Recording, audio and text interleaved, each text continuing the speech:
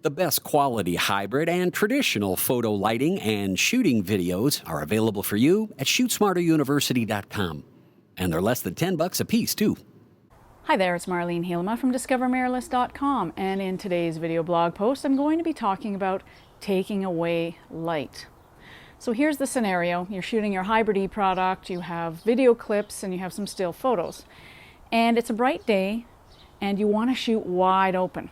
But you've read a few of the blog posts on Discover Mirrorless, and you know that shooting video, you kind of want to keep your shutter speed on the low side.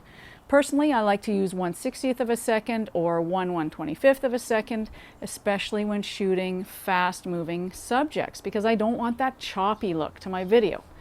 So here, just for an example, I'm outside in the sun, sort of sunny. I'm going to point my camera at the scene and see what it gives me. I'm shooting on f2.8, 100 ISO. And it says 1/1600th of a second. So a 1/1600th of a second is way too fast for my preferences. So I have to take away some light. So one of the ways you can do that is by adding a neutral density filter to the front of your camera.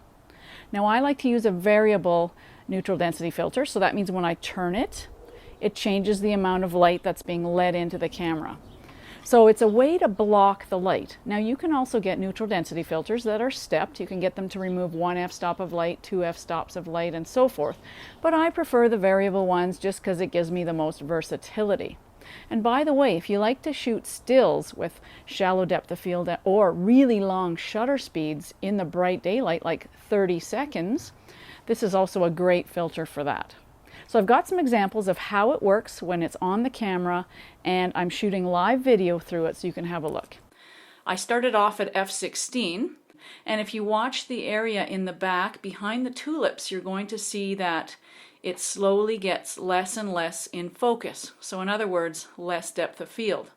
Now the problem with shooting video on any of the automatic settings is that it gives you automatic ISO as well, and I have no control over that.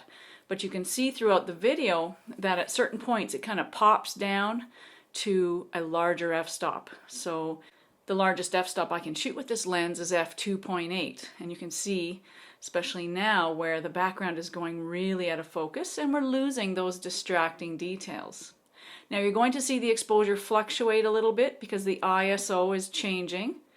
Right now it's really popping down and we're getting into the high ISO category, because my neutral density filter is going basically black, and what you see there, that bluish tinge, that's noise at like super high ISO. So this is about where I settled out with this shot, and you can see that it's got really nice shallow depth of field, and the original detail in the house and the fence and the hedges behind the tulips is all gone. And the crux of it is that it allows you to shoot at a very slow shutter speed at a very shallow depth of field in bright light.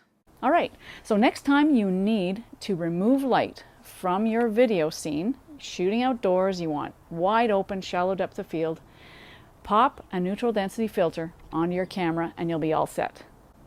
Thanks for watching. It's Marlene Helema from DiscoverMirrorless.com. See you next time.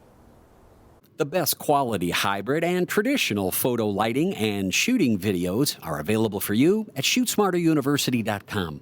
And they're less than $10 a piece, too.